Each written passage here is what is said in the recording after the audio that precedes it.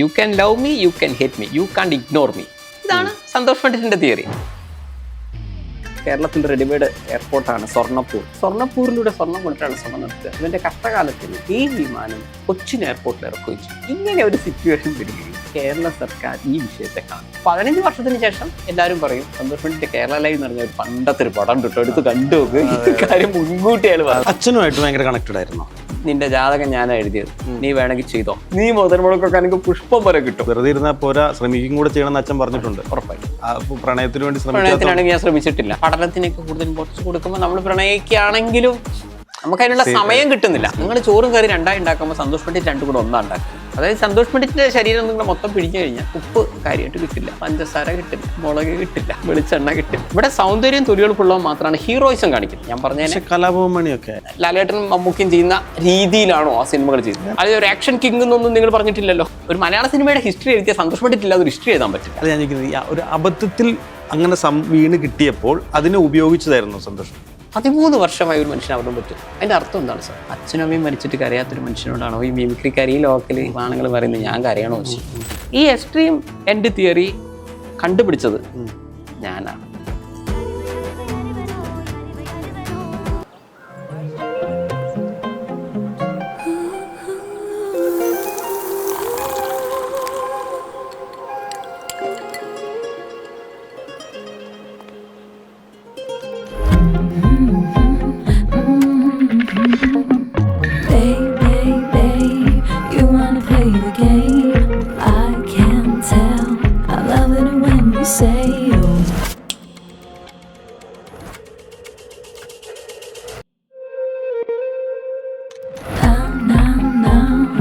Stamina Saver. Fly with your happiness. നമസ്കാരം. നമസ്കാരം. മലയാള സിനിമയിൽ തൻ്റെതായിട്ടുള്ള ഒരു വഴി വെട്ടി വന്ന് സ്വന്തമായിട്ടൊരു ശൈലി ഉണ്ടാക്കിയെടുത്ത ഒരാൾ, 12 വർഷമായിട്ട് നമ്മളെ ചിരിപ്പിക്കുകയും ചിന്തിപ്പിക്കുകയും ചെയ്ത ഒരാൾ, ഒരുപാട് ചാരിറ്റി പ്രവർത്തനങ്ങൾ ചെയ്യുന്ന ഒരാൾ, അങ്ങനെ ഒരുപാട് വിശേഷണങ്ങൾക്ക് അർഹനായിട്ടുള്ള ഒരു വ്യക്തിയാണ് ഇന്ന് നമ്മുടെ കൂടെ ഉള്ളത്, ശ്രീ സന്തോഷ് പണ്ഡിറ്റ്. നമ്മുടെ ഷോയിലേക്ക് അദ്ദേഹത്തെ വളരെ സ്നേഹത്തോട് കൂടിയിട്ട് ഞാൻ സ്വാഗതം ചെയ്യുകയാണ്. Welcome to our show. Thank you. ആദ്യമായിട്ട് എനിക്കിപ്പോൾ ചോദിക്കാനുള്ളത് പുതിയ വിശേഷങ്ങളാണ്. ഇപ്പോൾ കേരള ലൈവ് എന്ന് പറയുന്ന സിനിമ, അതിൻ്റെ ഷൂട്ട് ഏതാണ്ട് തീരാറായി, അതിൻ്റെ ബാക്കി പ്രവർത്തനങ്ങളും നടന്നുകൊണ്ടിരിക്കുകയാണ്. കേരള ലൈവ് ഒരു വിവാദപരമായിട്ടുള്ള ഒരു തീം എടുത്തിട്ടാണ് ചെയ്യുന്നതെന്നുള്ളൊരു കേൾവി ഞാൻ കേട്ടു. എന്താണ് അതിനെപ്പറ്റി, അല്ലെങ്കിൽ അതിൻ്റെ ഷൂട്ടിൻ്റെ വിശേഷങ്ങൾ, അതിൻ്റെ തീമിനെ പറ്റിയൊക്കെ സംസാരിക്കാൻ പറ്റുമോ? പടം റിലീസാവാൻ പോകുന്നതാണല്ലോ, അപ്പോൾ അതിനെപ്പറ്റി. തീർച്ചയായിട്ടും. ഇതെന്റെ 12ാമത്തെ സിനിമയാണ്.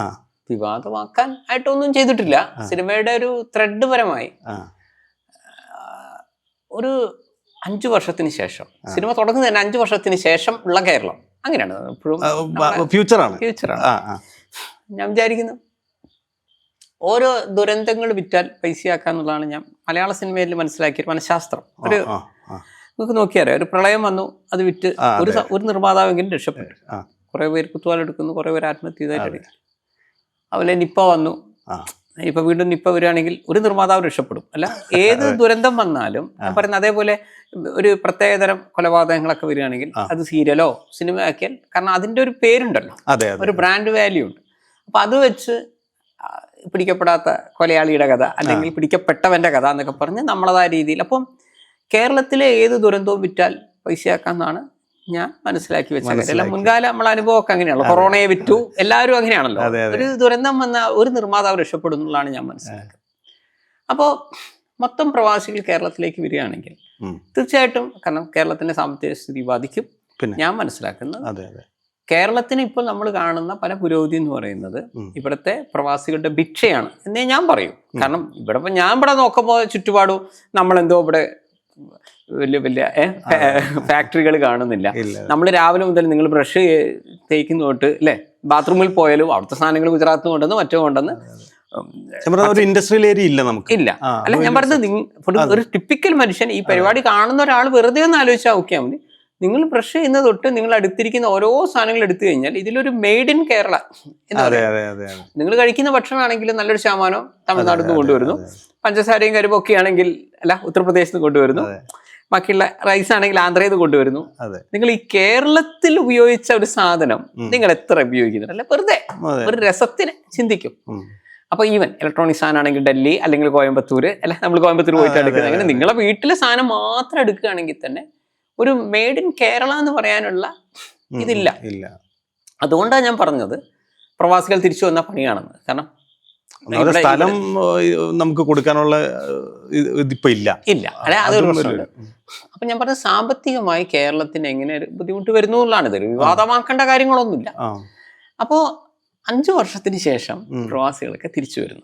അപ്പൊ എന്റെ ഓരോ പ്രമേയം എടുത്തു കഴിഞ്ഞാൽ നിങ്ങൾക്കറിയാം, മുൻകാലങ്ങളിൽ ആരും പറയാത്ത, ചിന്തിക്കാത്ത വ്യത്യസ്തമായ പ്രമേയങ്ങളാണ് ഞാൻ എൻ്റെ ഒരു സിനിമ പോലെ വേറൊരു സിനിമ ഞാൻ ചെയ്യാറില്ല. നിങ്ങൾക്ക് എൻ്റെ ഏത് സിനിമ എടുത്താൽ ഒരു മെസ്സേജ് ഓറിയന്റഡ് ആയിട്ടേ ചെയ്യാറുള്ളൂ. എങ്ങനെയെങ്കിലും ഒരു പൈസ ഉണ്ടാക്കാൻ എനിക്ക് അങ്ങനെ ഒരു ഐഡിയ ഇല്ല. കാരണം വെച്ചാൽ ആകെ 10 പേരെ കാണുന്നുള്ളൂ എങ്കിൽ ആ 10 പേർക്ക് സന്തോഷമായിട്ട് എന്താ ഉദ്ദേശിക്കുന്നതെന്ന് മനസ്സിലാവണം. പിന്നെ നമ്മളെ ബജറ്റിന് 5 ലക്ഷം ബജറ്റിലാണ് ക്യാമറ ഒഴികെ എല്ലാ കാര്യവും ചെയ്യുന്നത്. 5 ലക്ഷം ബജറ്റ് ചെയ്യുന്നതിന് പരിമിതി ഉണ്ടല്ലോ, ആ പരിമിതി മാത്രമേ ഉള്ളൂ. പക്ഷെ ക്രിയേറ്റീവ് സൈഡിൽ നമുക്ക് പരിമിതി ഇല്ല. അപ്പൊ നമ്മൾ തൊട്ടു മുമ്പ് ആതിരയുടെ മകൾ അഞ്ജലി ആയിരുന്നു കഴിഞ്ഞിരുന്നത്. ആ സിനിമയിൽ പറഞ്ഞാൽ അതും കേരളത്തിൽ ആരും ഇതുവരെ പറയാത്തൊരു പ്രമേയം. ഒരു പെൺകുട്ടി കല്യാണം കഴിക്കുന്നു, അവരെ അമ്മ ജീവിച്ചിരിക്കുന്നുണ്ട്, വേറെ കാമുകരുടെ കൂടെ പോയതാണ്, അത് പറയാതെ കല്യാണം കഴിക്കുന്നു. കല്യാണിക്കാൻ പറ്റുന്ന ഭർത്താവിനോട് പറഞ്ഞ അമ്മ മരിച്ചു. ഓക്കെ, അയാൾ അങ്ങനെ ആരും അമ്മേന്റെ കാര്യത്തിൽ കളവ് അറിയില്ലല്ലോ. പിന്നെ ആ പെൺകുട്ടീനെ ഡൈവേഴ്സ് ആവുന്നു.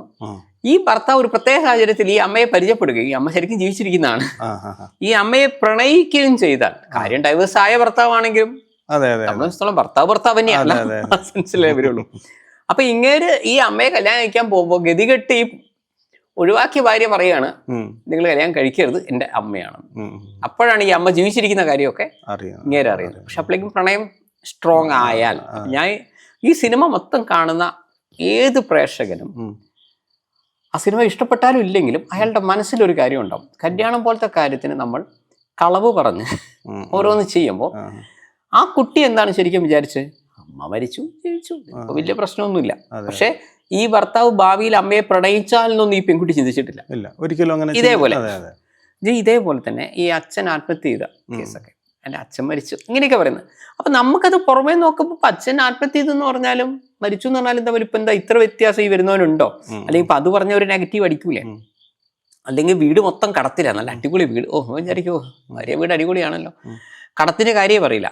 കല്യാണത്തിന് ശേഷം ചേട്ടാ അതെ ചേട്ടന് കിട്ടുന്നതിന് ഒന്ന് ഇത് ചെയ്യണം. ഇതുപോലെ ആണുങ്ങളും ഒരു ഭാര്യ ഉണ്ടാവും, ഭാര്യ ഉണ്ടായിരിക്കും രണ്ടാമത്. അപ്പൊ ഇങ്ങനെയൊക്കെ കളവ് പറഞ്ഞ് എങ്ങനെയെങ്കിലും ഒരു, അല്ലേ, ഞാൻ പറഞ്ഞ ശരിയല്ലേ, എത്രയോ കല്യാണം ഇവിടെ നടക്കുന്നുണ്ട്.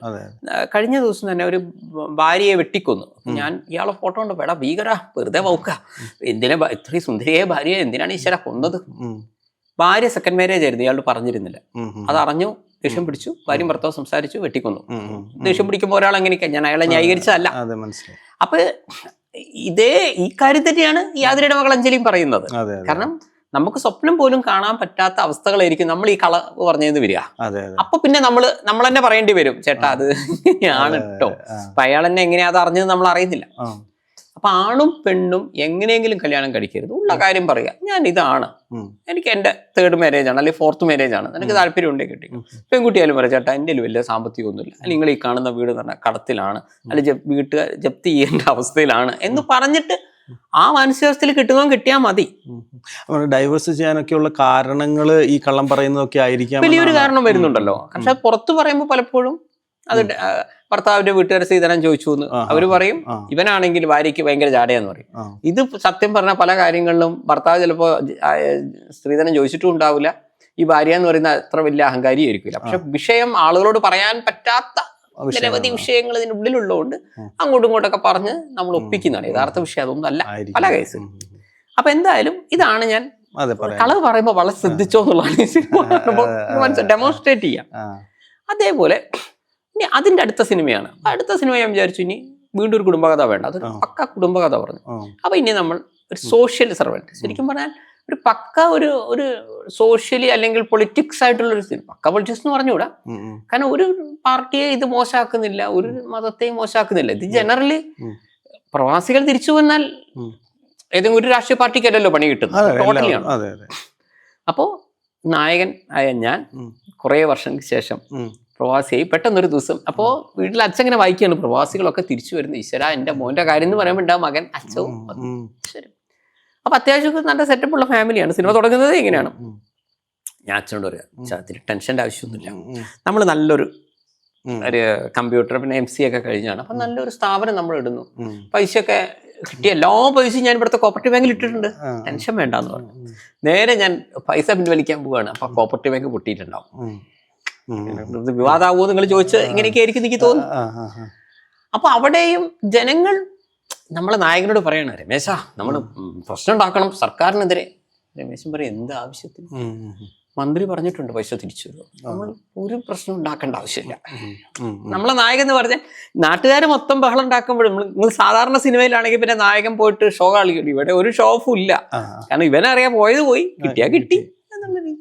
ശരി, വാട്ട് ഈസ് നെക്സ്റ്റ് എന്ന് പറഞ്ഞിട്ട് ഇവൻ എവിടെ ജോലിക്ക് പോലും ഇവന് ശമ്പളം വരെയൊക്കെ കിട്ടുന്നില്ല. സ്ട്രഗിൾ ചെയ്ത് ഒരു സൈഡ്. ഇതിനിടയിൽ ഇവന്റെ ബ്രദർ അങ്ങനെ ഇപ്പൊ പോയിട്ടേ ഉള്ളൂ. പക്ഷെ ഇവൻ തിരിച്ചു വരുമ്പോ ഇവര് ജോലിയില്ലാതെ തിരിച്ചു വന്നു. അപ്പൊ ഭാര്യ ഭയങ്കര പ്രശ്നം ഉണ്ടാക്കും. എന്റെ സ്വർണ്ണമൊക്കെ വിറ്റിട്ടാ പോയത്, അല്ലെങ്കിൽ അല്ല ഭാര്യ അത് പറഞ്ഞു. രണ്ടാമത്തെ കാര്യം, ഈ കോപ്പറേറ്റീവ് ബാങ്കിൽ ഈ ഏട്ടൻ എന്ത് ചെയ്തു, സ്വർണം തിന്നാൻ തരില്ല എന്ന് പറഞ്ഞിട്ട് ഈ ഏട്ടന്റെ ഭാര്യയിൽ നിന്ന് മുഴുവൻ സ്വർണ്ണം എടുത്തിട്ട് ഇവൻ FD ഇട്ടിരുന്നു. അപ്പൊ ആ പൈസയും പോയി. ആ പെൺകുട്ടി പറഞ്ഞു, മര്യാദക്ക് എനിക്ക് തന്നു. അപ്പൊ ഏട്ടനും അനിയനും കൂടെ കോടതിയിലൊക്കെ കേസ് കൊടുക്കും. ഇത് ഏത് കാലത്ത് അതൊക്കെ ശരിയായി വരണ്ടേ, മറ്റവരൊക്കെ മുങ്ങിയതാ അതിന്റെ ആൾക്കാർ. അവസാനം അവൻ രക്ഷയില്ലാതെ ഏട്ടൻ ഭാര്യ ഇറക്കി വിടും, സ്വന്തം വിട്ടും. ഏട്ടൻ എന്ത് ചെയ്ത് ദുബായിൽ പോയിട്ട് ഏട്ടൻ്റെ കൂട്ടുകാരൻ പറഞ്ഞു കൊടുക്കാം, മലത്തുഹാര കള്ളക്കടത്തിലൂടെ കുറച്ച് സ്വർണം കൊണ്ടുവന്നു. അങ്ങനെ കേരളത്തിൽ റെഡിമെയ്ഡ് എയർപോർട്ടാണ് സ്വർണ്ണപ്പൂർ. അങ്ങനെ എയർപോർട്ട് ഇല്ല, അങ്ങനെ സ്വർണം കടത്തൊന്നുമില്ല. പക്ഷെ സന്തോഷ് പണ്ഡിറ്റ് ഒരു റെഡിമെയ്ഡ് ഭാവനയിൽ ഉണ്ടാക്കിയ ഒരു എയർപോർട്ടാണ്. അപ്പൊ ഇവൻ സ്വർണ്ണപ്പൂരിലൂടെ സ്വർണം കൊണ്ടുവരാനുള്ള ശ്രമം നടത്തുകയാണ്. പക്ഷേ ഇവന്റെ കഷ്ടകാലത്തിന് ആ സമയത്ത് നമ്മുടെ വിമാനത്തിന് ചെറിയ യന്ത്ര തകരാറ് വരികയും ഈ വിമാനം കൊച്ചിൻ എയർപോർട്ടിൽ ഇറക്കുകയും ചെയ്തു. സ്വർണ്ണപ്പൂറായിരുന്നു. പക്ഷെ ഇവന്റെ കഷ്ടകാലത്തിന് അന്ന് മാത്രം ഈ വിമാനം ഇവിടെ ഇറങ്ങി കൃത്യമായി ഇവനെ പൊക്കുകയും ഇതും കൂടെ വന്നോടെ വീട്ടിൽ ഭീകരമായ പ്രശ്നമായി. ഒരു ക്രിമിനൽ കേസിലാണ് പ്രതിയായത്. അപ്പൊ ഇതൊക്കെ ഇവന്റെ, അതായത് പിന്നീട് അങ്ങോട്ട് ഒരു വശം സർക്കാർ എങ്ങനെയാ മുറുകുന്നത്. ആദ്യഘട്ടം പ്രവാസികളൊക്കെ വരുമ്പോ ഇവിടുത്തെ ആൾക്കാരും അല്ലെങ്കിൽ ഈ ദുബായിക്കാർക്കൊക്കെ ഭയങ്കര അഹങ്കാരമാണെന്ന്, വരട്ടെ ഇവനൊക്കെ പണി കിട്ടും. പക്ഷേ വിപണിയിൽ പൈസ ഇറങ്ങുന്നില്ല. നിർമ്മാണ മേഖല സ്തംഭിച്ചു. നിർമ്മാണ മേഖല സ്തംഭിച്ചപ്പോ തന്നെ പല പല എല്ലാ മേഖലയും ബാധിക്കുകയാണ്. മദ്യഷോപ്പിന് മുന്നിൽ ആളില്ല, ലോട്ടറി എടുക്കാൻ ആളില്ല, ഡീസലും പെട്രോളാ. നിങ്ങൾ ആരെങ്കിലൊക്കെ വണ്ടി ഓടിച്ചാലാണല്ലോ ഡീസലും പെട്രോളിന്റെ ഒരു 100 രൂപ അടിക്കാൻ ഒരു 30 രൂപ സർക്കാരിന് കിട്ടും. അത് കിട്ടുന്നില്ല. പിന്നെ AI ക്യാമറയ്ക്കൊന്നും ചെയ്യാൻ പറ്റുന്നില്ല. വല്ലവനും വണ്ടി ഇറക്കിയാലാണല്ലോ അത് ഇട്ടോ നോക്കിയാണല്ലോ, അതുമില്ല. അങ്ങനെ ഇവിടെ മുറുകൻ എന്ത് സംഭവിച്ചു, സർക്കാർ ജീവനക്കാർക്ക് ശമ്പളം കൊടുക്കാത്ത പ്രശ്നത്തിലേക്ക് വരും. അപ്പൊ എങ്ങനെ ആയിരിക്കും ഇങ്ങനെ ഒരു സിറ്റുവേഷൻ വരികയും പ്രവാസികൾക്ക് ഇവിടെ നിൽക്കാൻ സ്ഥലമില്ല എന്നുള്ളത് ഒരു വശം. എങ്ങനെ ആയിരിക്കും കേരള സർക്കാർ ഈ വിഷയത്തെ കാണുക? ഇതാണ് ശരിക്കും അതൊരു അതായത് ഭാവിയിൽ ഉണ്ടായേക്കാവുന്ന ഒരു ദുരന്തത്തെ മുൻകൂറായി വിറ്റ് പൈസയാക്കുക എന്നാണ് ഞാൻ ഉദ്ദേശിക്കുന്നത്. ഇത് ഇവിടെ വന്നു കഴിഞ്ഞാൽ എന്തായാലും ഏതെങ്കിലും നിർമ്മാതാവ് പ്രവാസികളുടെ ദുരന്തം ഒന്നും പറഞ്ഞിട്ട് പടം ഇറക്കിയാലും പൈസയാവും. അപ്പൊ ഞാനത് മുൻകൂറാക്കി പൈസയൊക്കെ അയാൾക്കിട്ടൊരു പണിയാലോ എന്ന് കരുതിയിട്ടാണ് ഞാനിത് ചെയ്തിരിക്കുന്നത്. അപ്പോ ഇവന്റെ ജീവിതത്തിലൂടെ കേരളം, ഇവന്റെ ജീവിതവും കേരളവും ഇവൻ എങ്ങനെയായിരിക്കും അടുത്ത വിവാദത്തിനുള്ള ഒരു തിരികൊളുത്തി. ഇതിൽ വിവാദങ്ങളൊന്നുമില്ല. അതേസമയം ഇങ്ങനെ ചിന്തിച്ചു വന്നു കഴിഞ്ഞാൽ ഇപ്പോഴത്തെ ഒരു നമ്മുടെ ഒരു സാഹചര്യമൊക്കെ ആയിട്ട് കുറച്ച് അതിനൊരു ചായ ഉണ്ട്, അല്ലെങ്കിൽ ഒരു ചായ അതിൽ ഞാൻ പറയുന്നത് ഇനിയിപ്പോ ഈ കേരള ലൈവ് എന്നുള്ള പേര് വരുന്നത് തന്നെ നായകൻ ഒരു പണിയും കിട്ടുന്നില്ല. അവസാനം ഇവൻ എന്ത് ചെയ്യും, ഒരു ഓൺലൈൻ ചാനൽ, ഈ ഓൺലൈൻ ചാനലിന്റെ പേരാണ് കേരള ലൈവ്. ഇവൻ അവിടെ പോയിട്ട് ജോയിൻ ചെയ്യാണ്. അപ്പൊ ആദ്യം ചോദിക്കുന്നുണ്ട്, ജേർണലിസം ഒക്കെ കഴിയണ്ടേ? അതിന്റെ ഓണർ പറയും, എന്താ ആവശ്യത്തിന്?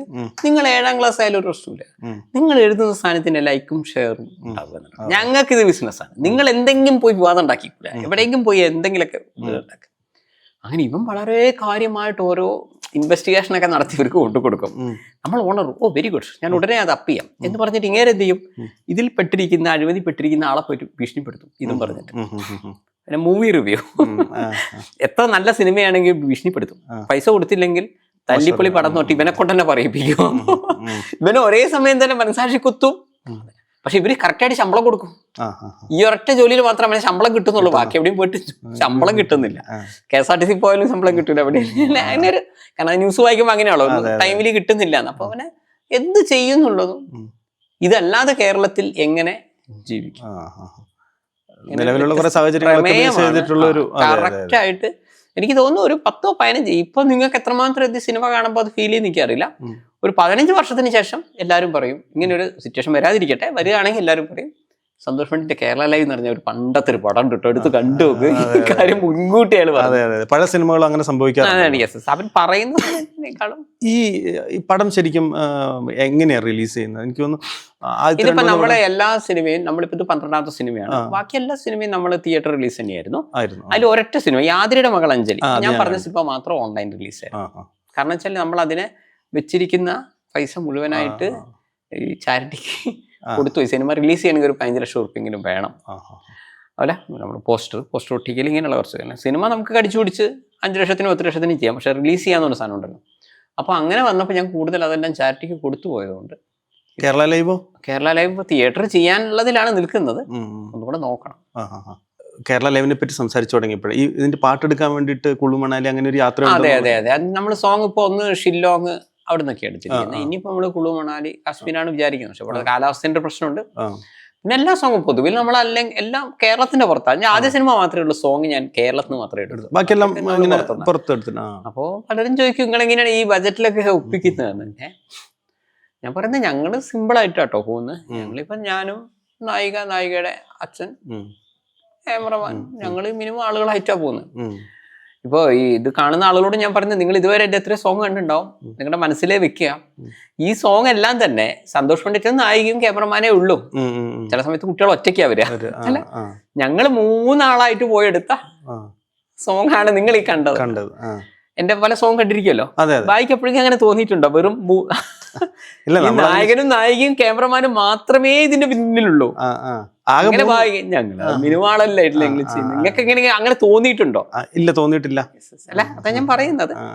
അത് ഫീൽ ചെയ്യാതെ പറയുന്നത്. ഇപ്പൊ നിങ്ങൾ ഷില്ലോങ് പോകുന്നു, അപ്പൊ അവിടെയൊക്കെ നമ്മൾ ക്യാമറമാൻ പറയുന്നു നായകനും നായിക ഇവിടെ വന്നിട്ട് ഇവിടെ ചെയ്യണം. ഒന്നും ക്യാമറമാൻ തന്നെ അസിസ്റ്റന്റ് ഒന്നുമില്ല, ഇങ്ങനെതെല്ലാം തൂക്കിയെടുക്കുന്നു. ഞങ്ങളെ സാധനമൊക്കെ പിടിച്ച് മേക്കപ്പ് ഒക്കെ ഞങ്ങൾ തന്നെ ചെയ്ത് അങ്ങനെയൊക്കെയല്ലേ വരുന്നത്. അപ്പൊ അങ്ങനെ ഞങ്ങൾ ചെയ്ത സാധനമാണ് നിങ്ങൾ ഈ കണ്ട എല്ലാ സിനിമയിലും. 100ഓളം താരങ്ങളുണ്ട്. ഇതെല്ലാ സിനിമയും അങ്ങനെ തന്നെയാണ് പോകുന്നത്. പക്ഷെ ഈ പറയുന്ന എല്ലാ സിനിമയിലും ഇങ്ങനെ തന്നെയാണ് പോയത്.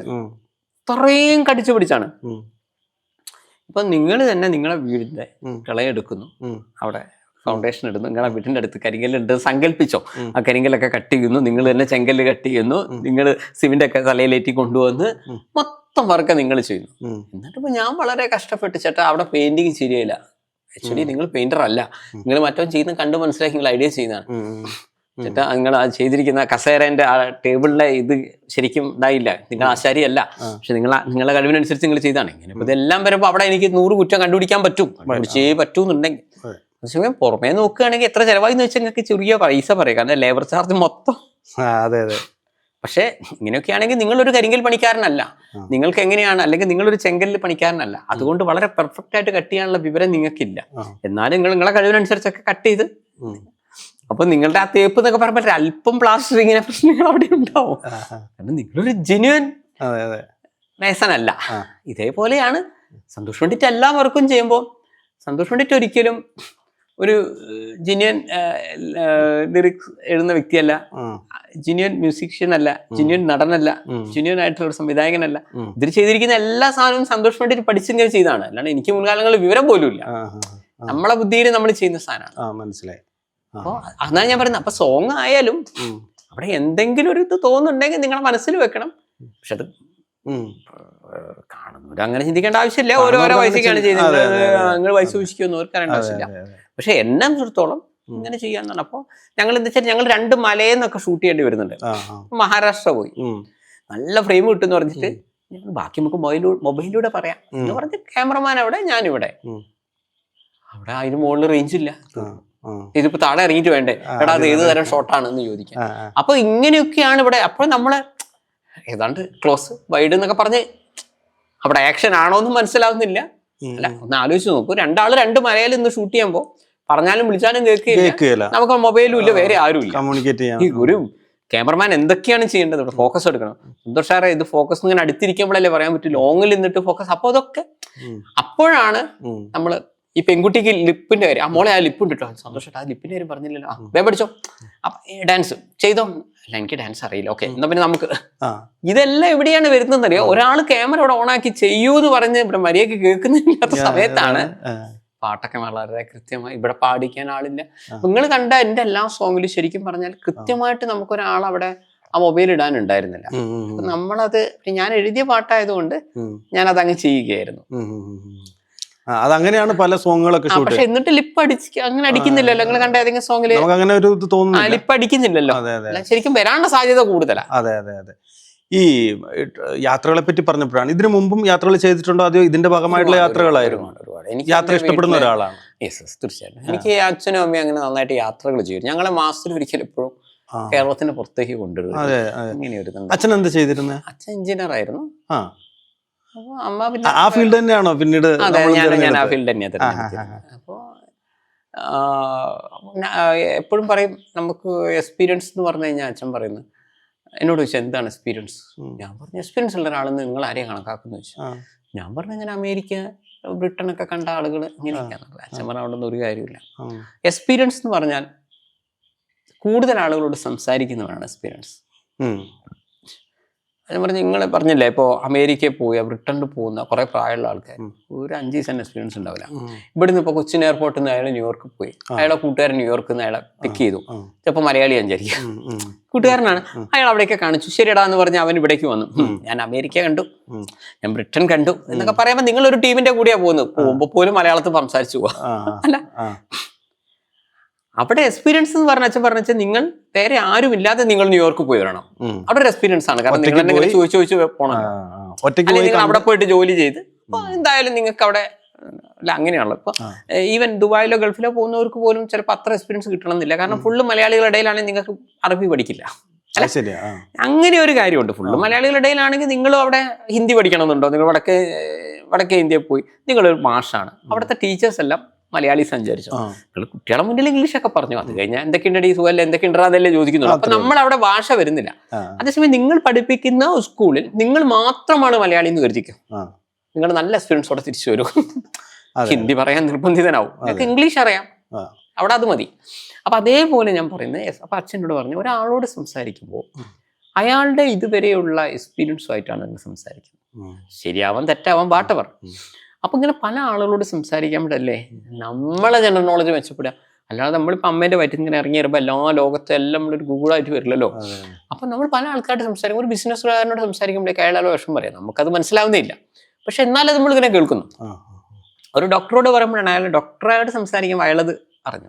ഒരു കലക്ടറോട് സംസാരിക്കുമ്പോൾ അതറിഞ്ഞു. ഒരു കൂലിപ്പണിക്കാരോട് സംസാരിക്കുമ്പോൾ ഇപ്പൊ ഞാൻ വരുമ്പോൾ എന്നോട് സാർ മഴയായതിനു ശേഷം ഒരു അങ്ങനെ ഡെയിലി ജോലിക്ക് പോകുന്ന ഒരാളെ പിന്നെ പെട്ടെന്ന് പരിചയപ്പെട്ട എന്തൊക്കെയുണ്ട് സുഖമല്ലേ ചോദിച്ചു.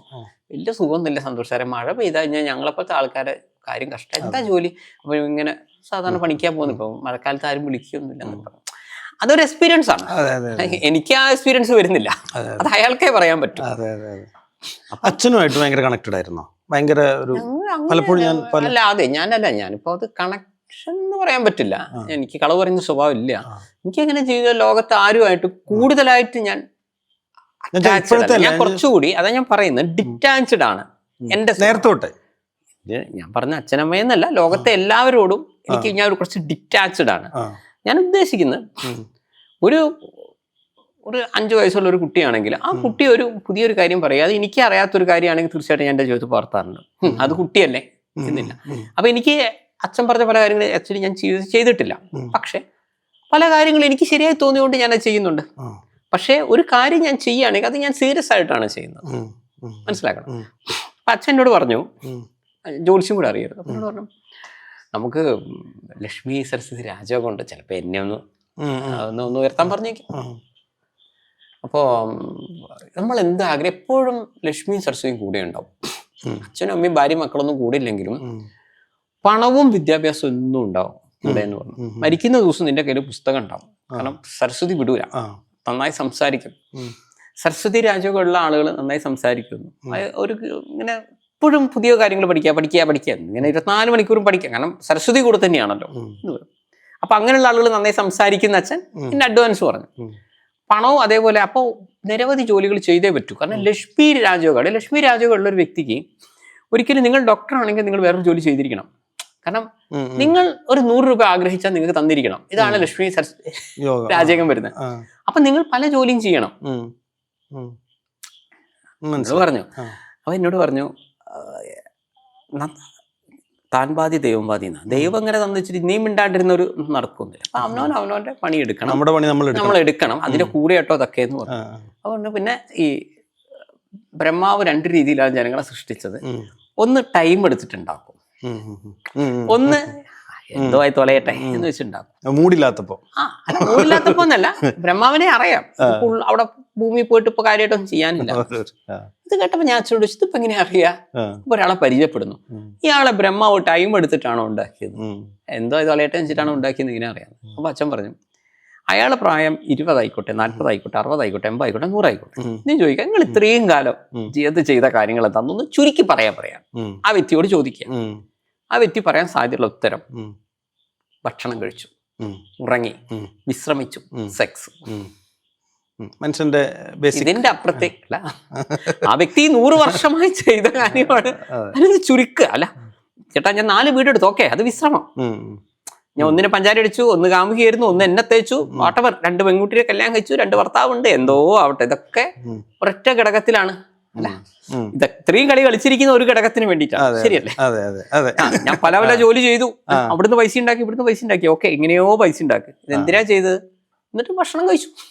അല്ല, ഇത്രയും ചെയ്തിട്ട് പിന്നെ എന്താ ചെയ്തിരിക്കുന്നത്? ഞാൻ കുറെ വീടുണ്ടാക്കി, എന്നിട്ട് എന്താ ചെയ്ത്? അവിടെ പോയി കിടന്നുറങ്ങി. ഇത് തന്നെയാണ് പറഞ്ഞത്. ആഹാരം, വിശ്രമം, സെക്സ്, ഇതായിരിക്കും വരാം.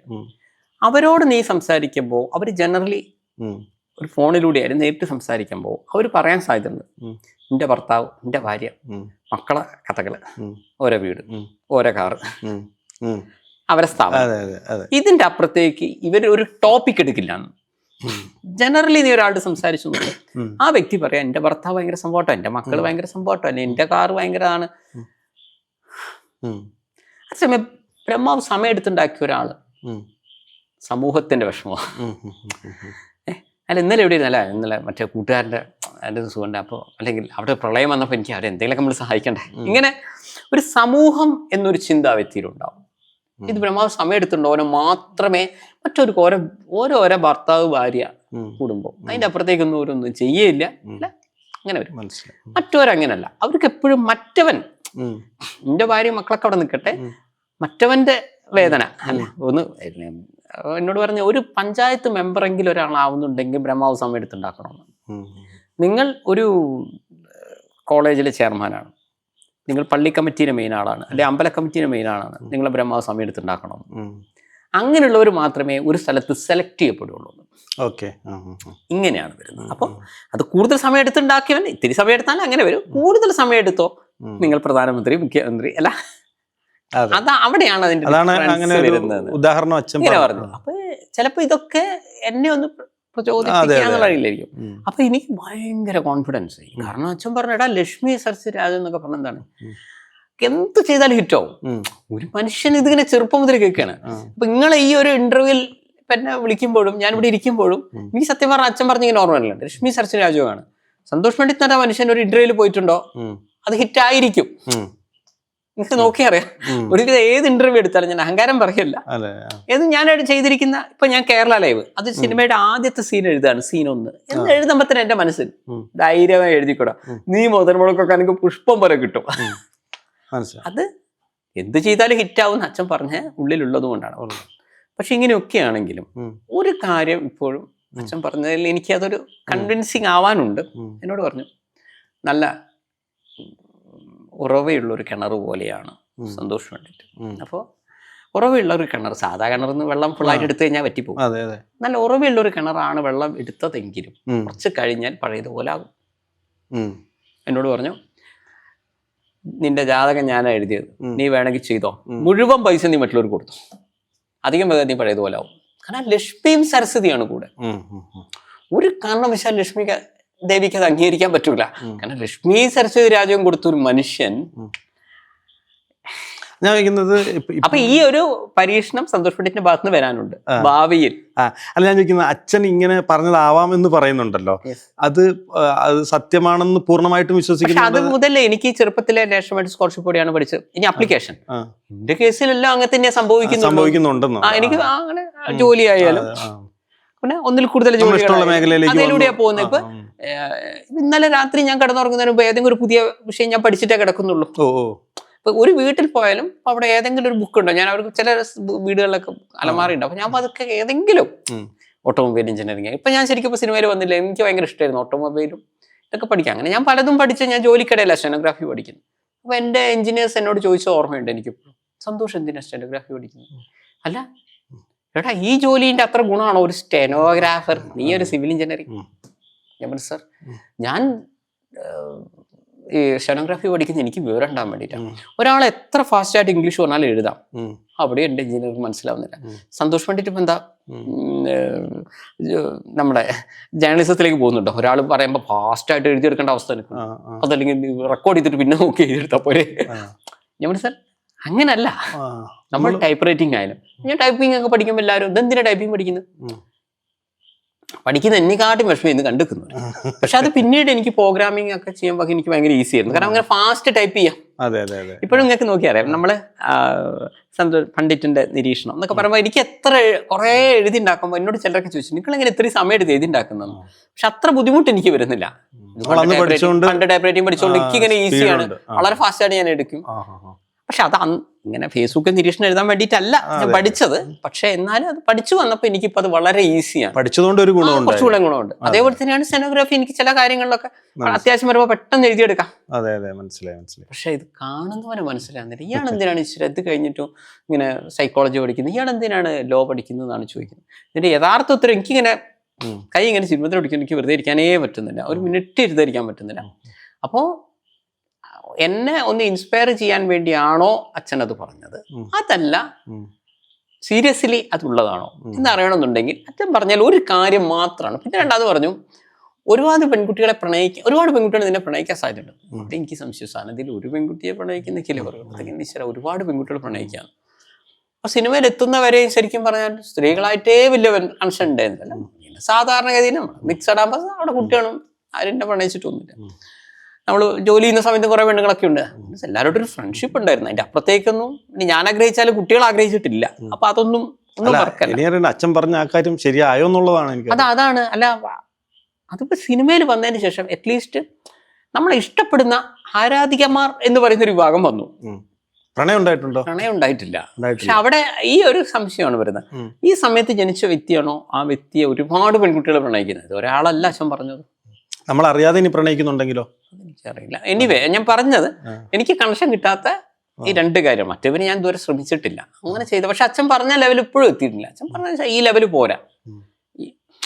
പക്ഷെ എനിക്ക് ശരിക്കും ഇങ്ങനെ ഗ്രാഫ് ഇട്ട് വന്നിരുന്നു, ഇങ്ങനെ വരും, ഇത്രയും കാര്യം നീ ചെയ്യാനാണ് ബ്രഹ്മാവ് നിന്നെ കൊണ്ട് വിട്ടത്, എന്ന് തീരുന്നോ അന്ന് നീ മരിച്ചിരിക്കും. അത് തുടർന്ന് പോകുന്നുണ്ട്. അതാ. പക്ഷെ കുറേയേറെ കാര്യങ്ങൾ കറക്റ്റാണ്. പക്ഷെ ഈ പ്രണയത്തിന്റെ കാര്യത്തിൽ എവിടെ എത്തിയില്ല, അല്ല അത് ശരിയാവുന്നില്ല. മറ്റേ പിന്നെ ഞാൻ നോക്കിയില്ല, ഇങ്ങനെ ഫുള്ള് ആളുകൾക്ക് കൊടുത്തിട്ടും. പക്ഷെ അത് എന്നോട് പലരും പറഞ്ഞു, ദയവ് ഇത് ഇങ്ങനെ പരീക്ഷണം നടത്തില്ല. ഈ പ്രണയം വെറുതെ ഇരുന്നാൽ പോരാ, ശ്രമിക്കും കൂടെ ചെയ്യണമെന്ന് അച്ഛൻ പറഞ്ഞിട്ടുണ്ട്. ഉറപ്പായിട്ടും പ്രണയത്തിന് വേണ്ടി പ്രണയത്തിനാണെങ്കിൽ ഞാൻ ശ്രമിച്ചിട്ടില്ല. അതുകൊണ്ട് താൻപാതി ദൈവപാതി എന്നാണല്ലോ നമ്മൾ. അത് വെച്ചാൽ കൂടുതലും നമ്മൾ ഈ പഠനത്തിനൊക്കെ കൂടുതൽ ഇമ്പോർട്ടൻസ് കൊടുക്കുമ്പോൾ നമ്മൾ പ്രണയിക്കുകയാണെങ്കിലും നമുക്ക് അതിനുള്ള സമയം കിട്ടുന്നില്ല. സിനിമയിലുള്ള നായകന്മാരെ പ്രണയിക്കാനാണ് സാധ്യത കൂടുതലാണ് പെൺകുട്ടികൾ നിലവിൽ സ്വഭാവം വെച്ചിട്ട്. കാരണം എനിക്ക് അങ്ങനെ ഒരു അതിനും ഒരു സമയം വേണമല്ലോ, അത് കിട്ടുന്നില്ല ശരിക്കും പറഞ്ഞു. അതായത് ഒന്നുകിൽ ഷൂട്ടിംഗ് ഉണ്ടാവും, അതല്ലെങ്കിൽ ചാരിറ്റി, ഇങ്ങനെ പോവാണ്. അപ്പൊ അതിന്റെ ഇടയിൽ മുമ്പ് ചിന്മുദ്രയെ പറ്റി പറഞ്ഞപ്പോ, ഈ മുദ്ര നമ്മൾ ഇതൊരു മുദ്രാശാസ്ത്രം തന്നെ ഉണ്ടെന്ന് തോന്നുന്നു. എൻ്റെ ഒരു ഫ്രണ്ടിന്റെ വൈഫ് ഇതിനെപ്പറ്റി കൂടുതൽ പഠിക്കുകയും പല രോഗങ്ങൾക്കും ഇത് ഒരുപാട് ഗുണം എന്നൊക്കെ പറഞ്ഞിട്ടുണ്ട്. ഈ ഒരു ചിന്മുദ്ര മാത്രമേ ചെയ്യുന്നുള്ളൂ, അതെയോ പല മുദ്രകൾ അഭ്യസിക്കാറുണ്ടോ? അതോ ഞാനിത് ചെയ്യുന്നുള്ളൂ. ഇതിന്റെ ഒരു അവരുദ്ദേശിച്ചത് ഇപ്പൊ നമുക്ക് ഇങ്ങനെ പല രീതിയിലും പിടിക്കാം. ഇതൊക്കെ ചിന്മുദ്ര തന്നെയാണോ? അല്ലല്ല, ഇതൊക്കെ ചിന്മുദ്രയല്ല. ചിന്മുദ്ര ഇത് മാത്രം. പലതരത്തിലുള്ള മുദ്രകളുണ്ട്. അത് ചില അസുഖങ്ങൾക്ക് നല്ലതാണ്. അപ്പോൾ നിങ്ങൾ ചോദിക്കും കൈയൊന്ന് ഇങ്ങനെ പിടിച്ചു വെച്ചിട്ട് ഇതെങ്ങനെയാണ് റിസൾട്ട് വരുന്നതെന്നായിരിക്കും ഇത് കാണുന്നവരൊക്കെ ചിന്തിക്കും. ഞാൻ പറയുന്നത് മനുഷ്യന്റെ ശരീരം എന്ന് പറഞ്ഞ പഞ്ചഭൂത നിർമ്മിതമാണ്. ഈ പ്രകൃതിയിലെ എല്ലാ കാര്യങ്ങളും നിങ്ങളുടെ ശരീരത്തിലുണ്ട്. അഗ്നി, വായു, ജലം, ആകാശം, ഭൂമി എല്ലാം നിങ്ങളുടെ ശരീരത്തിൽ. അതുകൊണ്ടാണല്ലോ നമ്മളിപ്പോ അവൻ കത്തിക്കുന്ന എന്തുകൊണ്ടാ അല്ലെ? ദഹ്യതേ ഇതി ദേഹം, ദേഹം എന്ന് പറഞ്ഞാൽ ശീര്യതേ ഇതി ശരീരം. നശിക്കുന്ന എന്തുകൊണ്ടോ ശരീരം. നമ്മള് ദേഷ്യം പിടിക്കുമ്പോ പറയാം എന്റെ ശരീരത്തിൽ തൊട്ട നീ വരെ അറിയും. ശരീരത്തിന്റെ അർത്ഥം എന്താണെന്നറിയോ? നശിക്കുന്ന എന്താണോ അതിന് ശരീരം എന്ന് പറയുന്നത്. എന്റെ ദേഹത്തൊരു പൊടി മണ്ണ് വീണാൽ നമ്മളെ ഡയലോഗാണ്. ദേഹത്തിന്റെ അർത്ഥം ദഹ്യതേ ഇതി ദേഹ, ദഹിക്കുന്ന എന്താണോ അതിന് ദേഹം എന്ന് പറയുന്നു. അവിടെയാണ് നമ്മൾ പറയുന്നത് എന്റെ ശരീരത്തിൽ ദേഹത്ത് തൊട്ടാ വിവരം അറിയുന്നത്. അപ്പൊ ഈ ശരീരം എന്ന് പറയുന്നത് നമ്മളെ ഈ പ്രകൃതിയിലുള്ള എല്ലാ സാധനവും നമ്മുടെ ശരീരത്തിലുണ്ട്. ഇതാണ് സത്യം. നമ്മൾ വായു വരുന്നുണ്ട്, എല്ലാം ഉണ്ട്. അതിന്റെ ഒരു കുഞ്ഞു ഫോമാണ് നമ്മൾ. അപ്പോൾ ഈ തലച്ചോറിലെ തുടങ്ങുന്ന ഞരമ്പുകൾ എവിടെയായിരിക്കും അവസാനിക്കുക? സാധാരണ കയ്യിലല്ലേ വരുള്ളൂ, പിന്നെ നിങ്ങളെ കാലിലല്ലേ? അങ്ങനെയല്ലേ ഒരു ലോജിക്. അപ്പോൾ നിങ്ങൾ ഇത് അഗ്നിയെ കാണിക്കുന്നു, ഇത് വായുവിനെ കാണിക്കുന്നു. ഇനി നമ്മളിതിലേക്ക് വരാം. ഈ അഗ്നിയും വായു ഇങ്ങനെ കണക്ട് ചെയ്ത് പിടിച്ചു കഴിഞ്ഞാൽ ഈ ലോകത്തെ ഏതൊരാൾക്കും അയാൾ കുറച്ചുകൂടെ കോൺഷ്യസ് ആവും. ഈ പരിപാടി കാണുന്ന ആർക്കും നോക്കാം. നിങ്ങളുടെ അഗ്നിയും വായുവിനും തമ്മിൽ ഇങ്ങനെ നിങ്ങൾ കണക്ട് ചെയ്ത് പിടിച്ചു കഴിഞ്ഞാൽ നിങ്ങളുടെ തലച്ചോറിൽ ആ രണ്ട് ഞരമ്പ് ഇങ്ങനെ കണക്ട് ആവും. ഇപ്പൊ നമുക്ക് പോസിറ്റീവ് നെഗറ്റീവ് വന്നിട്ട് നമുക്ക് ഈ കണക്ഷനൊക്കെ വരുന്നതിന് ഒരു ഇതുണ്ടല്ലോ, ഈ കണക്ഷൻ ഇവിടെ വരും. ഇങ്ങനെ വരുമ്പോൾ എന്താ, ഈ രണ്ട് ഞരമ്പ് എപ്പോഴാണ് കണക്ട് ആവുന്നത്, അപ്പൊ നിങ്ങൾ കുറച്ചുകൂടെ കോൺഷ്യസ് ആവും. ഇങ്ങനെയുള്ള ഒരാൾക്ക് വെറുതെ ഇരിക്കാൻ പറ്റില്ല. കോൺഷ്യസ് ആവുന്ന പറഞ്ഞാൽ നമ്മൾ നമ്മളെ പറ്റി കോൺഷ്യസ് ആവോ, പുറത്തുള്ള കാര്യങ്ങളെ പറ്റി കോൺഷ്യസ് ആവോ? കോൺഷ്യസ് ആവുന്ന പറഞ്ഞാൽ നമ്മൾ കുറച്ചുകൂടി എല്ലാ കാര്യം പിന്നെ ബോധപൂർവം ചെയ്യാൻ തുടങ്ങും. എക്സാമ്പിൾ, ഇപ്പൊ നിങ്ങൾ ഭക്ഷണം കഴിക്കുന്നു, നിങ്ങൾ എന്നോട് ഇങ്ങനെ ചില സ്ത്രീകൾ പറയാറുണ്ട് മക്കൾ ഭയങ്കരമായി വെട്ടി വിഴുങ്ങുന്നു. സന്തോഷ് സാർ ഈ സൈക്കോളജി ഒക്കെ പഠിച്ചതല്ലേ, നിങ്ങൾ എൻ്റെ മോനെ ഒന്ന് ഉപദേശിക്കും പറയും. അപ്പൊ എനിക്കിപ്പോ ഞാൻ അങ്ങനെ സൈക്കോളജിയിലൊന്നും പ്രാക്ടീസ് ചെയ്തിട്ടൊന്നുമില്ല. അപ്പൊ ഞാൻ ആ കുട്ടിയോട് പറഞ്ഞു, മോനെ കുറച്ചു നേരമൊക്കെ സംസാരിച്ചു. കാരണം ഒരാളെ മാറ്റേണ്ടത് അയാൾ അറിയാതെയാണല്ലോ. ഞാൻ പറഞ്ഞു കുറച്ച് പതുക്കെ ഭക്ഷണം കഴിക്കുക, തിരക്കാക്കണ്ട. അതേപോലെ തന്നെയാണ് ഈ മദ്യം കഴിക്കുന്നവർ. ഒരാളെന്നെ എന്നോട് പറഞ്ഞു, ചേട്ടാ എനിക്ക് മദ്യം കഴിക്കുന്ന സ്വഭാവം ഉണ്ട്, എനിക്കത് മാറ്റണം. എനിക്കറിയില്ല അവരെന്തുകൊണ്ടാണ് എന്നോട് ഇത് ചോദിക്കുന്നത്. കാരണം ഒരു സൈക്കോളജിസ്റ്റിന്റെ അടുത്തൊക്കെ പോകാൻ പറയുമ്പോൾ ചിലർക്ക് ഒരു വിഷമം. എൻ്റെ ഒരു എന്നെ പരിചയമുള്ള ഒരാളാണ്. അപ്പൊ ഞാൻ പറഞ്ഞു, നിങ്ങൾ ഇനി മുതൽ മദ്യം കുറച്ച് പതുക്കെ കഴിക്കുക. മദ്യം പതുക്കെ അല്ല അപ്പൊ കുറയ്ക്കൊന്നും വേണ്ട, കുറയ്ക്കേ വേണ്ട. അതാണ് എല്ലാവരും അയാൾ വിചാരിച്ച് ഇപ്പൊ സന്തോഷം കൊണ്ടിട്ട് പറയും നിങ്ങൾ ഇന്ന് ഒരു ഗ്ലാസ്, പിന്നെ 3/4 ഗ്ലാസ്, 1/2 ഗ്ലാസ്, ഒരു ടിപ്പിക്കൽ നമ്മളെ മനസ്സിൽ വരുന്നുണ്ടല്ലോ. അതേപോലെയാണ് ഈ സ്ത്രീ ആലോചിച്ചത്. ഏത് ഭക്ഷണം നിങ്ങൾ ഇടണ്ട അത്രയും ഇടണോ, എന്നിട്ട് മോനെ നീ പതുക്കെ കഴിക്കൂ, ഇയാൾക്ക് പകുതി ഭക്ഷണം കൊടുക്കുന്നൊക്കെ പറഞ്ഞൂടെ ചോദിച്ചു. നിങ്ങൾ ഫുൾ തന്നെ ഇടണം എന്നാ ഞാൻ പറഞ്ഞു. അത്ഭുതം എന്ന് പറയട്ടെ, ഇവരെല്ലാം പിന്നീട് ഭക്ഷണം കുറയ്ക്കുകയും ഇയാൾ മദ്യം കുറയ്ക്കും. അപ്പൊ പിന്നെ അവരെന്നോട് ചോദിച്ചപ്പോൾ ഞാൻ പറഞ്ഞൊരു കാര്യം, അതൊരു അതാണ് അതിന്റെ മനഃശാസ്ത്രം.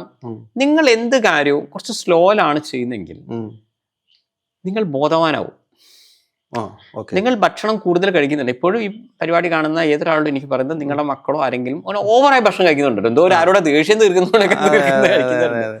ആ സ്വഭാവം മാറ്റാൻ നിങ്ങൾ ചെയ്യേണ്ടത് കുറച്ച് പതുക്കെ കഴിച്ചാൽ മതി. മദ്യം കുട്ടികൾ അത് ചെയ്യുമോ? ശീലം അത് അമ്മ അതിൽ അവിടെ ശരിയാക്കണം. അതുപോലെ മദ്യം സീരിയസ്ലി നമുക്ക് തന്നെ മാറ്റണം എന്ന് ആഗ്രഹിക്കുന്നവരില്ലേ. ഞാൻ പറഞ്ഞ ഞാൻ നന്നാവില്ല എന്ന് പറയുന്നവരോട് നമ്മൾ പറഞ്ഞിട്ട് കാര്യമില്ല. ചിലർക്ക് ഉണ്ടാവില്ലേ, ഓ എനിക്ക് എങ്ങനെയും മദ്യം കഴിക്കും, മദ്യം കഴിക്കാൻ ജീവിക്കാൻ പറ്റില്ല, പക്ഷെ അത് കുറയ്ക്കണം. ഇങ്ങനെ സീരിയസ് ആയിട്ടാണോ വ്യക്തി ചിന്തിക്കുന്നെങ്കിൽ ഈ പരിപാടി കാണുന്ന ആരോട് ഞാൻ പറയുന്നു, നിങ്ങൾക്കത് കുറയ്ക്കാം. കുറച്ച് സ്ലോലി മദ്യം കഴിച്ചാൽ മതി. അപ്പൊ എന്താവും, നിങ്ങൾ സ്ലോലി കഴിക്കുമ്പോൾ സന്തോഷം വേണ്ടിട്ട് ഈ ചിന്മതിനെ പിടിച്ച എഫക്റ്റിലേക്ക് എത്തി. നിങ്ങൾ കോൺഷ്യസ് ആവും, ഞാൻ കഴിക്കുന്നത് മദ്യമാണ്. ഇങ്ങനെ ചിന്തിച്ചു കഴിഞ്ഞാൽ നിങ്ങൾക്ക് ഏത് സാധനം കുറച്ച് ചെയ്യാൻ പറ്റും. നമ്മുടെയൊക്കെ ഉള്ള പ്രശ്നം എന്ന് വെച്ചാൽ നമ്മൾ കോൺഷ്യസ് അല്ല. ഞാൻ അന്ന് ആ സ്ത്രീയോട് പറഞ്ഞിരുന്നു, മകൻ എങ്ങനെയാ ഭക്ഷണം കഴിക്കുന്നത്, ആ സമയത്ത് ടി വി ഇടും, ടി വി ഓഫ് ചെയ്യണം. ടി വി ഇട്ടാ പിന്നെ സന്തോഷം പറഞ്ഞ് വേസ്റ്റാ. ഇങ്ങനെ എങ്ങനെയാ പോകുന്നത്, ഇവിടെ എന്താ നടക്കുന്നത് ഇവനെ അറിയുന്നില്ല, ഇവിടെ എന്താ നടക്കുന്നില്ല നോക്കുന്നു. അപ്പോ അങ്ങനെ ഓരോ ഇപ്പൊ ഈ പറഞ്ഞു വെച്ച 2 ചോദ്യം എനിക്ക് ചോദിക്കാനുണ്ട്. ഇതിങ്ങനെ കുറയ്ക്കും എന്നുള്ളത്, ഞാൻ 10 വർഷം മുമ്പ് ഞാൻ നിങ്ങളെ കാണുമ്പോഴും ഇതേ ഇതിലാണ് ആകാരത്തിലാണ് ശരീരം ഉള്ളത്, മെലിഞ്ഞ് തന്നെ ഇരിക്കുന്നു, ഇന്നും ഇരിക്കുന്നുണ്ട്. അപ്പോൾ ഈ ഒരു ഭക്ഷണ രീതി എങ്ങനെ, ഞാൻ ചോദിക്കുന്നത് പതുക്കെ കഴിക്കുന്നത് കൊണ്ടാണോ ഇതിങ്ങനെ നിലനിർത്തുന്നത്, അതെയോ അതിനെന്തെങ്കിലും ഭക്ഷണ രീതികളുണ്ടോ? എന്തൊക്കെ ഭക്ഷണങ്ങളാണ് സാറിന് കഴിക്കുക? അല്ലെങ്കിൽ മനസ്സിലായി. അതായത് ഒരാളുടെ ആരോഗ്യം എന്ന് പറയുന്നത്, ഞാൻ പറയുന്ന ഒരാൾക്ക് 5 തരം ആരോഗ്യമാണ് എൻ്റെ കൺസെപ്റ്റാണ് ഞാൻ പറയുന്നത്. ഒന്ന്, നിങ്ങൾക്ക് എഡ്യൂക്കേഷൻ ബാലൻസ് വേണം. ഒന്ന് മെന്റൽ ബാലൻസ് വേണം, നല്ല വിദ്യാഭ്യാസം വേണം, മനസ്സിന് ശക്തി വേണം. ഒന്ന് ഫിനാൻഷ്യൽ ബാലൻസ് വേണം, അത്യാവശ്യം സാമ്പത്തികം വേണം, നല്ല പല കാര്യങ്ങളും ചെയ്യാൻ പറ്റും. അതേപോലെ തന്നെയാണ് നമുക്ക് വരുന്നത് ഫിസിക്കൽ ബാലൻസ് വേണം, നമ്മളെ ബോഡി ഒരു ഇത് വേണം.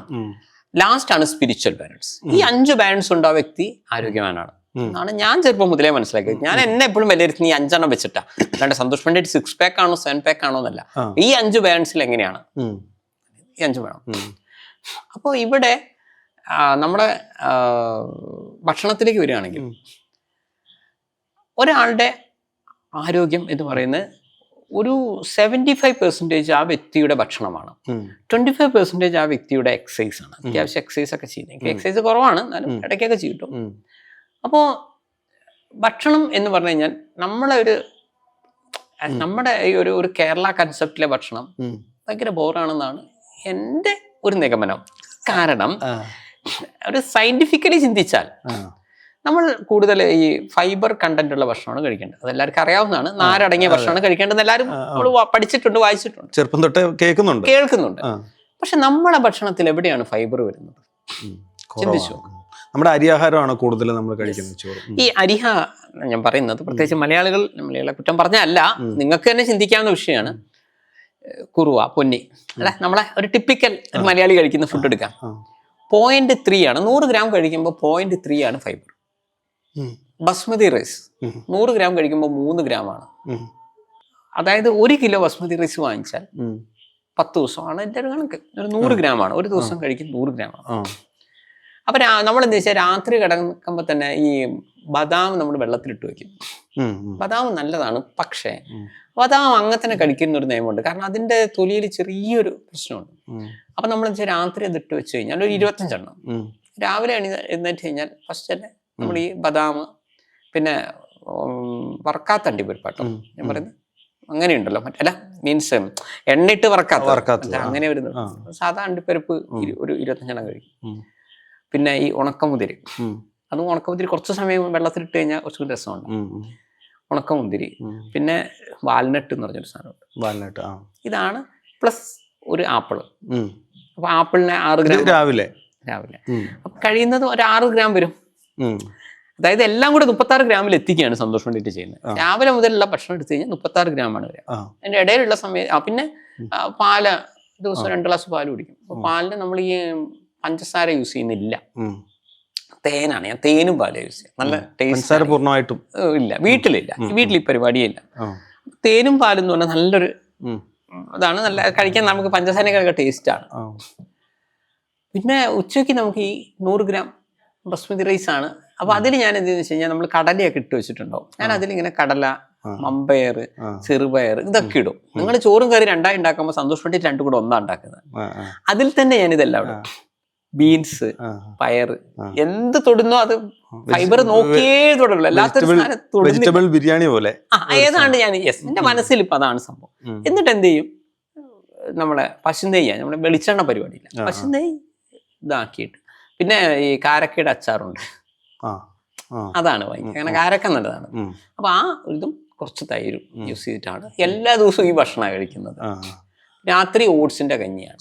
അപ്പൊ ഓട്സും ഇതേപോലെ തന്നെയാണ്, 7-8 ഗ്രാം ഫൈബർ വരും. അത് ടോട്ടലി ഞാൻ രാവിലെ മുതൽ ഇങ്ങനെ കൂട്ടി കഴിഞ്ഞാൽ 36 ഗ്രാം ഫൈബറാണ് വരിക.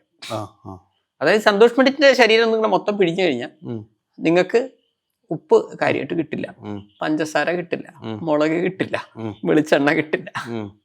ഇങ്ങനത്തെ ഒരു സാധനം വളരെ കുറവാണ്. ഇത്രയും കുറച്ചാണ് യൂസ് ചെയ്യുന്നത്. എല്ലാം ഇങ്ങനത്തെ സാധനങ്ങളെ യൂസ് ചെയ്യുന്നുണ്ട്. എന്റെ വീട്ടിൽ ഞാൻ ചായ കുടിക്കുന്നില്ല, ഞാൻ പുറത്തു പോകുമ്പോഴാണ്. പുറത്തു പോകുമ്പോൾ മാത്രമേ പുറത്തു പോകുമ്പോൾ എനിക്ക് പലപ്പോഴും അതേ ഞാൻ പറയുന്നത്. ഇപ്പോൾ നമ്മളൊരു ട്രെയിനിൽ പോവാണ്, പക്ഷെ നല്ല നിങ്ങൾക്കറിയാലോ ട്രെയിനൊക്കെ നല്ല പ്രത്യേകിച്ച് AC യിലൊന്നും നല്ല സാധനത്തിലല്ലേ പോകുന്നത്, നല്ല ചൂട് വയ്ക്കാം. പിന്നെ എന്റെ ഗതികേട് കൊണ്ട് ഞാൻ ചായ വന്നു. എനിക്ക് അവിടെ ചൂടുള്ളത് കിട്ടണമെങ്കിൽ ചായയല്ലേ കിട്ടാനുള്ളൂ. പുറത്ത് പോകുമ്പോ മാത്രമാണ് ഇങ്ങനത്തെ ഭക്ഷണം കഴിക്കുന്നത്. ബാക്കി എല്ലാ സമയത്തും എന്റെ വീട്ടിൽ പരിപാടിയേ ഇല്ല. ഇങ്ങനെ ആ ടൈപ്പിലാണ്. പിന്നെ ഓട്സിന്റെ കഞ്ഞി, അതാണ് ആ ഒരു. പിന്നെ ഓട്സിന്റെ കഞ്ഞി ആയാലും നമ്മളതില് ഈ ചക്കര എന്ന് പറഞ്ഞ സാധനമുണ്ട്, കരിപ്പട്ടി അതാണ് യൂസ് ചെയ്യുന്നത്. അതുകൊണ്ട് സാധാരണ മലയാളികളുടെ ഇതിലല്ല. അത് ഞാനിപ്പോ ഈ പരിപാടി കാണുന്നവരോട് പറയുന്നത്, നമ്മൾ ശ്രദ്ധിക്കേണ്ടത് ഇപ്പൊ ഇറച്ചിയിലും മീനിലൊന്നും ശരിക്കും ഫൈബർ ഇല്ല. തെറ്റെന്നല്ല കേട്ടോ ഞാൻ പറഞ്ഞത്, ഫൈബർ ഇല്ല. അതിപ്പോ omega-3 എല്ലാം വരുന്നുണ്ട് ഈ മത്സ്യത്തിലൊക്കെ വരും, ഇറച്ചിയിൽ അങ്ങനെ വരുന്നേ ഇല്ല. അപ്പൊ നമ്മൾ ഈ ഇറച്ചിയോ മീനോ അതല്ലെങ്കിൽ എണ്ണയോ യൂസ് ചെയ്യുന്നത് തെറ്റല്ല, നിങ്ങളുടെ പഞ്ചസാര അടക്കമുള്ളത്. പക്ഷെ എന്ത് സംഭവിക്കുന്നു വെച്ച് കഴിഞ്ഞാൽ കൊഴുപ്പ് കൂടുകയും നിങ്ങൾക്ക് പ്രായം കൂടുതൽ ഫീൽ ചെയ്യും. പിന്നെ രണ്ടാമത്തെ ഒരു കാര്യം, ഇപ്പൊ നമ്മൾ പറഞ്ഞ ഒരു 45 മിനിറ്റ് എക്സസൈസ് ഒരു മനുഷ്യൻ ചെയ്യണം. പോട്ടെ ഇനി ചെയ്യുന്നില്ലെങ്കിലും നിങ്ങൾ വെറും വെജിറ്റേറിയൻ കഴിച്ചു, അല്ലെങ്കിൽ ഇപ്പൊ ഞാൻ പറഞ്ഞ പോലെ 36 ഗ്രാം ഫൈബർ അടങ്ങിയ ഭക്ഷണം കഴിച്ചുകൊണ്ടും ഒരു കാര്യമില്ല. എവിടെ ഒരു പ്രശ്നം നമ്മുടെ ജീവിതത്തിൽ വരുന്നുണ്ട്. നമ്മളുടെ ആദ്യത്തെ ഭക്ഷണവും നമ്മുടെ ഒരു ദിവസത്തെ ലാസ്റ്റത്തെ ഭക്ഷണവും തമ്മിലുള്ള ഡിഫറൻസ് 10 മണിക്കൂർ വേണം. എക്സാമ്പിൾ, നിങ്ങൾ 9 മണിക്ക് രാവിലെ നിങ്ങൾ ബ്രേക്ക്ഫാസ്റ്റ് കഴിച്ചെങ്കിൽ 7 മണിക്ക് ശേഷം നിങ്ങൾ കഴിക്കരുത്. ഫസ്റ്റത്തെയും ലാസ്റ്റത്തെയും ഭക്ഷണത്തിന് തമ്മിൽ ഒരു 10 മണിക്കൂർ ഡിഫറൻസ്. ഇനി 9 മണിക്ക് ശേഷം രാത്രി ഇത്തിരി നൂർത്തിൻ്റെ ഒരു ഭക്ഷണം കഴിക്കരുത്. കാരണം നമ്മുടെ ശരീരത്തിലെ ദഹന പ്രക്രിയ സ്ലോ ആയിരിക്കും രാത്രി. ഞാൻ മനസ്സിലാക്കുന്നതാണ്, ഞാനൊരു ഡോക്ടറല്ല, കാണുന്നവർ മനസ്സിലാക്കുക. ഞാൻ ആകെ SLC വരെ സയൻസ് ഒക്കെ പഠിച്ചിട്ടുള്ളൂ. പക്ഷേ അപ്പൊ എന്ത് സംഭവിച്ചു, നമ്മുടെ ശരീരത്തിൽ പല ഭാഗങ്ങളിലായിട്ട് ഈ കൊഴുപ്പ് വരാൻ സാധ്യതയുണ്ട് അല്ലേ? ഞാൻ മനസ്സിലല്ലേ? ഇപ്പൊ നമുക്ക് തന്നെ അറിയാം, ഇപ്പോൾ ടൈപ്പ് 1 ഡയബറ്റീസ്, ടൈപ്പ് 2 ഡയബറ്റീസ് അല്ലേ? നമ്മുടെ ചെറിയ കുട്ടികൾ 15 വയസ്സ് വരെയുള്ള കുട്ടികളാണ് ടൈപ്പ് 1 ഡയബറ്റീസ് വരുന്നത്. ഒക്കെ നമ്മുടെ ഈ ഭക്ഷണത്തിന്റെ പ്രശ്നമാണത്. ടൈപ്പ് 2 ഡയബറ്റീസ് അതൊക്കെ വരുന്നത് എന്തുകൊണ്ടാണ്? കാരണം ഇൻസുലിൻ ഉൽപ്പാദിപ്പിക്കാനുള്ള കഴിവ് നമ്മുടെ പാങ്ക്രിയാസിന് ഇല്ലാതാവുമ്പോഴാണ്. അതൊക്കെ നമ്മൾ പഠിച്ചതാണ്, ടൈപ്പ് 2 ഡയബറ്റീസിലേക്ക് വരുന്നത്. അപ്പൊ ഇതിന്റെയൊക്കെ ബേസിക് കാര്യം എന്ന് പറയുന്നത് നമ്മളുടെ ഭക്ഷണം ഇതാവുന്നതുകൊണ്ടാണ്. അപ്പൊ ഈ രാത്രി സമയത്ത് രാത്രി 2 മണിക്കും 1 മണിക്കൊക്കെ പുറത്ത് പോയി അടിച്ചു പൊളിച്ചു വരുന്ന ആളുകൾ വളരെ ശ്രദ്ധിച്ചൂടാ. നിങ്ങൾക്ക് നിരവധി അസുഖങ്ങൾ നിങ്ങളെ കാത്തിരിക്കുന്നു. അപ്പൊ അവിടെയും ഞാൻ എൻ്റെ വീട്ടുകാരോട് ഞാൻ പറഞ്ഞത്, ഞാൻ അച്ഛനമ്മയെ റെഫർ ചെയ്യുന്ന വെച്ചാൽ അവർ പറഞ്ഞത് എനിക്ക് ശരിയായി തോന്നിയതുകൊണ്ടാണ്. അവർ പറഞ്ഞു എന്നുണ്ടല്ല. അപ്പൊ എന്നോട് അമ്മ പറഞ്ഞാണ്, നമുക്കിപ്പോൾ ദിവസവും ഒരു ലാബ് പോയി ടെസ്റ്റ് ചെയ്യാൻ പറ്റില്ല, നമുക്ക് എന്തെങ്കിലും പ്രശ്നങ്ങളുണ്ട്. നമ്മുടെ ഹൈറ്റ് -100 ആയിരിക്കണം നമ്മുടെ കിലോ. ഒരു എളുപ്പം, അങ്ങനെ വളരെ സയന്റിഫിക്കലി അല്ല. എന്നോട് പറഞ്ഞാൽ 95 വരിക, പോട്ടെ 100 എളുപ്പത്തിനാണ്. ഇപ്പൊ എനിക്ക് ഒരു 1.65 എൻ്റെ ഹൈറ്റ് എങ്കിൽ എൻ്റെ കിലോ വരേണ്ടത് ഒരു 60-65 ഇടയിൽ. അപ്പൊ എപ്പോഴും ഞാൻ 63-64 നിൽക്കുന്നത്. ഹൈറ്റ് 165 എങ്കിൽ ഈ പൊക്കിൾ കൂടി റൗണ്ടാ പിടിക്കാം. ഇപ്പൊ വയറ് പിടിക്കാന്ന് പറഞ്ഞു കഴിഞ്ഞാൽ അല്ല, ഇങ്ങനെ പിടിച്ചു നോക്കണം. അപ്പൊ നമുക്ക് ഇവിടെ പിടിക്കണം അവിടെ പിടിക്കണം കൺഫ്യൂഷൻ ഉണ്ടാവും. ഈ പൊക്കിൾ കൂടി റൗണ്ടിൽ നമ്മൾ പിടിച്ചു കഴിഞ്ഞാൽ നിങ്ങളെ ഹൈറ്റിന്റെ പകുതി ആയിരിക്കണം പൊക്കിൾ കൂടി റൗണ്ട്. വീട്ടിൽ തന്നെ ചെയ്ത് നോക്കാം. പിന്നെ എനിക്ക് വീട്ടിൽ പണ്ടേ അളവ് തൂക്കം മെഷീൻ ഉണ്ട്. ദിവസം ഞാനിപ്പോ എന്ത് പരിപാടി കഴിഞ്ഞാൽ രാത്രി കിടന്നുറങ്ങുന്ന സമയത്ത് ഞാനത് അളന്നിട്ട് തന്നെ കിടക്കുകയുള്ളൂ. എന്നും ഞാൻ അത് ചെറുപ്പം മുതലേ എൻ്റെ ഒരു ഹോബിയാണ്. കൃത്യമായി എൻ്റെ ഹൈറ്റും വെയിറ്റും ഒക്കെ നോക്കിയിട്ടേ ചെയ്യുള്ളൂ. അതേപോലെ BMI എന്ന് പറഞ്ഞിട്ടൊരു സാധനമുണ്ട്. അതായത് നിങ്ങളുടെ കിലോ, അപ്പൊ കിലോ തൂക്കാനുള്ള സാധനം വീട്ടിൽ വേണം. കിലോ ബൈ നിങ്ങളുടെ നീളം സ്ക്വയർ. സപ്പോസ് നിങ്ങളുടെ കിലോ 60 ആണെങ്കിൽ 60 ബൈ നിങ്ങളുടെ നീളം 1.65 ആണെങ്കിൽ 1.65 സ്ക്വയർ എന്നടിച്ചു കഴിഞ്ഞാൽ നമുക്ക് എന്ത് കിട്ടണം വെച്ച് കഴിഞ്ഞാൽ 18 to 24 ഇടയിൽ വരണം BMI. ഇതല്ലെങ്കിൽ നമുക്ക് എന്തോ പ്രശ്നമുണ്ട്. നമ്മളിപ്പോൾ പുറമെ ചിലവരെ എനിക്കൊരു അസുഖമില്ല, നമ്മൾ വെറുതെ വിചാരിക്കുകയാണ്. പല അസുഖങ്ങളുണ്ട്, നിങ്ങൾ അറിഞ്ഞിട്ടില്ല. അസുഖങ്ങളുണ്ട്, നിങ്ങൾ അറിഞ്ഞിട്ടില്ല. അത് നിങ്ങൾക്ക് പണി കിട്ടാനുണ്ട് എന്നും സാധ്യതയുണ്ട്. ഇതാണ് ശരിക്കും പറഞ്ഞാൽ ആരോഗ്യം, അല്ലെങ്കിൽ ആ രീതിയിൽ നമ്മൾ കാര്യങ്ങൾ മെയിൻറ്റെയിൻ. പക്ഷെ എനിക്ക് അതുകൊണ്ട് ഒരു അസുഖമില്ല ഇതുവരെ, ഇന്ന് വരെ ഒരു അസുഖം. ചെറുപ്പം മുതൽ എനിക്ക് ഇതുവരെ ഒരു അസുഖമില്ല. എനിക്ക് എൻ്റെ അമ്മ പറഞ്ഞ് കറക്റ്റാണ്. അന്ന് മുതൽ ഇന്ന് വരെ എൻ്റെ ഹൈറ്റും സന്തോഷം വേണ്ടിയിട്ട് കിലോ എന്താ നോക്കണമെന്നുണ്ടെങ്കിൽ ചെറുപ്പത്തിൽ നോക്കിയാലും എൻ്റെ മൊത്തം ഹൈറ്റ് അളന്നു കഴിഞ്ഞാൽ -100 അടിച്ച് കഴിഞ്ഞാൽ എൻ്റെ ഹൈറ്റ് കിട്ടും. ഇന്നും അങ്ങനെ തന്നെയാണ്. എൻ്റെ ഇവിടെ ഇങ്ങനെ പിടിച്ചു കഴിഞ്ഞാൽ എൻ്റെ പകുതി. അപ്പോൾ എന്ന് വെച്ചാൽ നമുക്ക് വയറ് വെരി ഇമ്പോർട്ടൻ്റ് ആണ്. ഇതുകൊണ്ടാണ് എനിക്ക് ഈ അരി എന്ന് കേൾക്കുമ്പോഴേ പേടിയാവുന്നത്. ഞാൻ അങ്ങനെ പേടിച്ച് വരച്ചാണ് കഴിക്കുന്നത്. ശരിക്കും പറഞ്ഞാൽ നിങ്ങൾ ഒരു മരുന്ന് കഴിക്കുന്നതുകൊണ്ടാണ് സന്തോഷം വേണ്ടിയിട്ട് ഭക്ഷണം കഴിക്കുന്നത്. തീരെ ശരിക്കും പറഞ്ഞാ ഈ ഇഷ്ടമല്ല. ആരോഗ്യം എന്റെ ഗതികേട് കൊണ്ട് കഴിക്കുന്ന ഒരു സാധനമാണ് ഭക്ഷണം.